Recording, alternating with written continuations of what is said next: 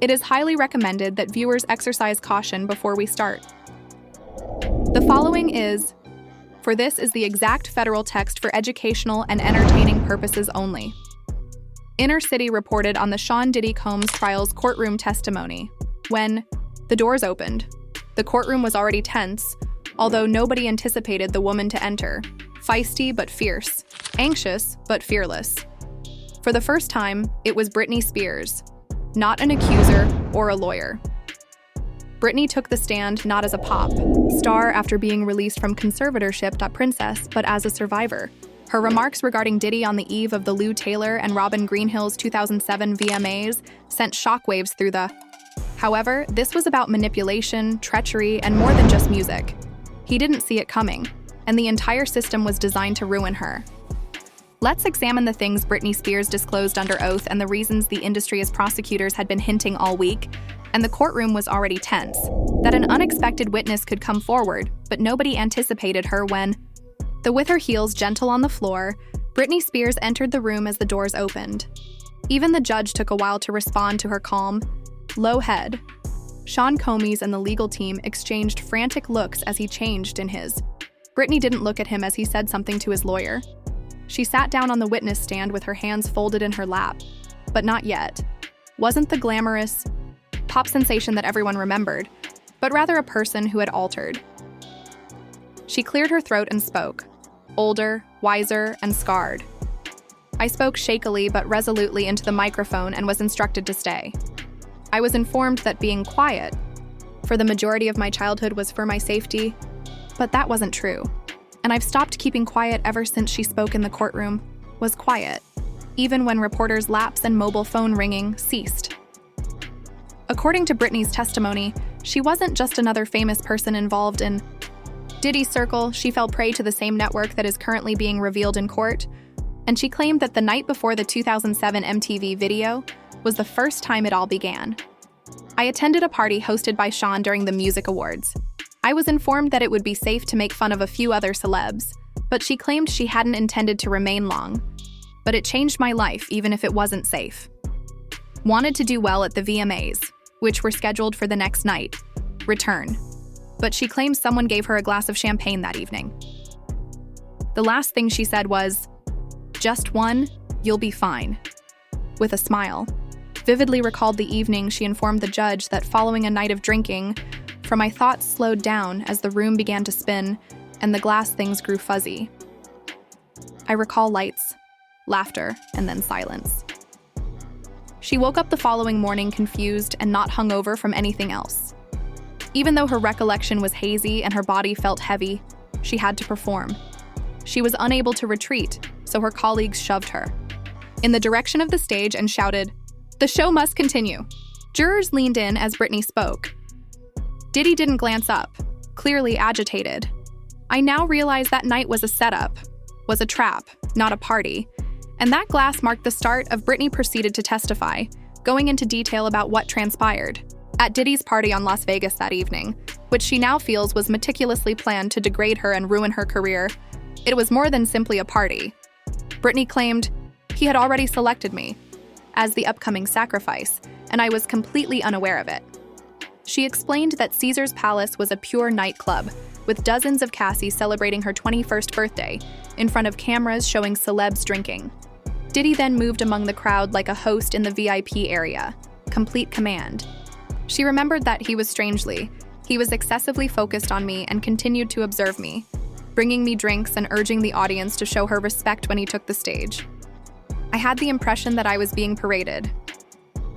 Britney claimed that Diddy wasn't the only person putting pressure on her, that several industry professionals were present that evening, and she would later discovered had connections to TriStar, the same company that would to assist in coordinating her conservatorship.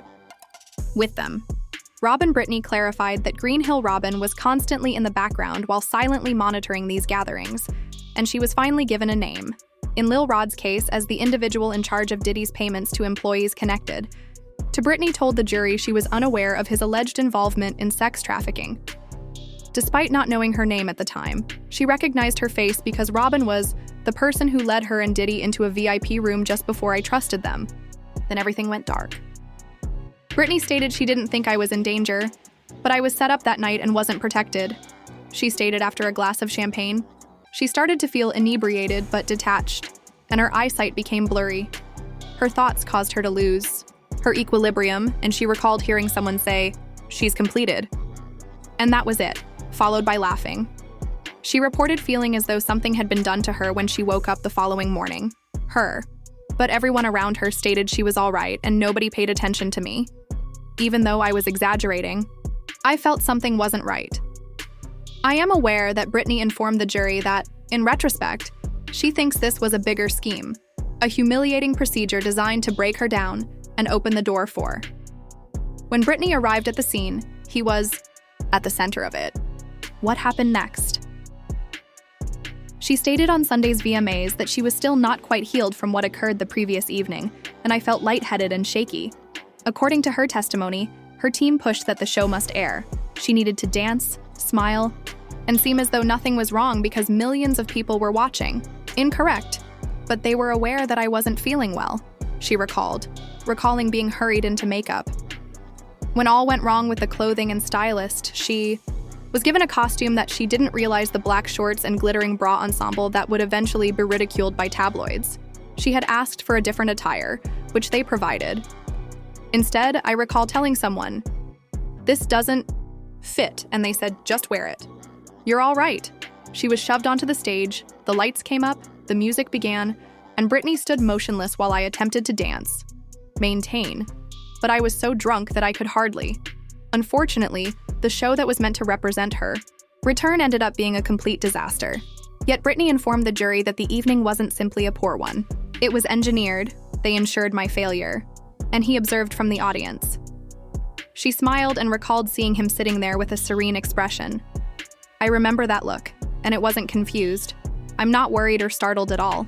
After being satisfied, it began the headlines, the breakdown story, the cries for rehabilitation, the media frenzy. They made fun of me during the conservatorship and custody disputes. I was purposefully broken in public, and I was then locked up as a result. She concluded this section of her statement by turning to face Diddy. "You initiated this, and now that I'm wrapping it up," Britney's voice faltered but stayed evident that she paused as she moved on to the following section of her testimony, speaking as an entertainer and began to speak as I didn't crumble. Survivor, she claimed, but they tore me apart piece by piece. The courtroom leaned in as she introduced Robin Greenhill and Lou Taylor. Words from TriStar Entertainment that have plagued Britney's story for years, ultimately stated in oath, and Diddy's solicitors tensed up as soon as she did. They were aware of what was going to happen. Britney recalled how, following the 2007 VMAs, the phone started exploding with demands for her, not with pity or encouragement. Jamie's father, Larry, and a woman she didn't really know at the time, Lou Taylor, claimed that I needed structure because I was spiraling out of control, and they were already discussing taking over my estate, and that was just a few weeks later. She said in her testimony that Lou Taylor's voice was excessively quiet at all times, sounded more like someone who had been there than someone who wished to assist. After waiting, the psychiatrist appointments came. Assessments of the rehabilitation centers she didn't recall consenting to, and going through Britney claimed that Lou and Robin were constantly hanging over everything. Weren't health initiatives, but rather practice runs for a long-term project. Darker, they were preparing that she used the word conservatorship before I really understood it, and then there was AI discovered that Lou Taylor had previously worked in the courtroom, which was a chilling moment. Uptown Records, the same label that gave rise to Shock Holmes, is how they moved because they knew each other. She produced a framed picture from the Hollywood Reporter screenshot that verified their I didn't simply wind up with the same team that ruined my professional relationship. My freedom was given to them, and Britney swore that she thought in the days after the VMAs, Diddy and Lou Taylor had already spoken. The team needed to use the breakdown as justification to move the conservatorship into motion, claimed that I was overly sentimental. But they were the ones controlling the situation. Behind all of those feelings, and according to Robin Greenhill Britney, she was Lou's shadow, who performed the grunt work, including testifying in favor of women in Diddy's entertainment network. Received wire transfers from his accounts. They referred to her as an accountant in Lil Rod's complaint, but I call her a handler, Britney turned her as she went on. focus on the amenities of the alleged treatment facility that she said to have been a component of the equipment Lou Taylor and her father used to fracture her. They claimed that I needed assistance, but all they did was give me drugs until I was unable to. She talked about being sent to a facility in the Caribbean after being coerced into it, to Malibu, after which she was sent home on rigorous drug regimens without her consent. They treated me like a fool even though I wasn't drinking, partying, or anything. According to criminal Britney's testimony, she had limited authority over her finances, her prescription drugs, her mobility, and the only regular guests she saw, TriStar representatives and lawyers her father hired, all coordinated by Lou Taylor's network, followed by the most unsettling disclosure. According to Britney, one of the drugs she was prescribed had no justification, caused such significant memory loss that I was unable to recall the day I would stare at the walls for hours, and when I inquired as to why, they informed me I approved it, but she hadn't. Informed the jury that she would one day, claimed that a form with TriStar's logo and a blank signature line was I recall trembling for my safety since I was so afraid that I didn't want to lose my. The conservatorship started the day after she signed the children, and Britney paused. I wasn't shielded from crying, but I was incarcerated, she claimed Lou Taylor. Funneled her estate transferred hundreds of millions of dollars into accounts under the management of Diddy's financial advisor, and TriStar were copied on several communications. Consider why the man who provided me my money was involved. She clarified that if she attempted to push back by skipping a dose of that drink, she received further medication as punishment for declining to participate in a picture session or to go outside, more limitations. And did he do what she said? He was kept informed. He began watching the show remotely, and he didn't. Britney's voice became quieter as she lifted a finger to halt it. But I didn't just lose control of my life, she remarked, each word resounding like thunder. I lost control over my body, my privacy, and my image. According to Britney's testimony, Lou Taylor and Robin Greenhill had complete access to her schedule, house, and phone, but it wasn't merely a mistake. Extensive surveillance with cameras installed in each room, including. She said that texts between her and me prevented me from closing the door to my bedroom, and her kids were watched, including on Google queries. They would lock the iPad if I searched for my name too frequently. She disclosed that her father's black box security was directed to work directly with TriStar, and that mirrored iCloud was made by Robin Greenhill, accounts to monitor all of her activities, which she claimed to have learnt from a former after employee. Alex Vlav put his personal safety in danger, to speak the truth. There was a killing queue.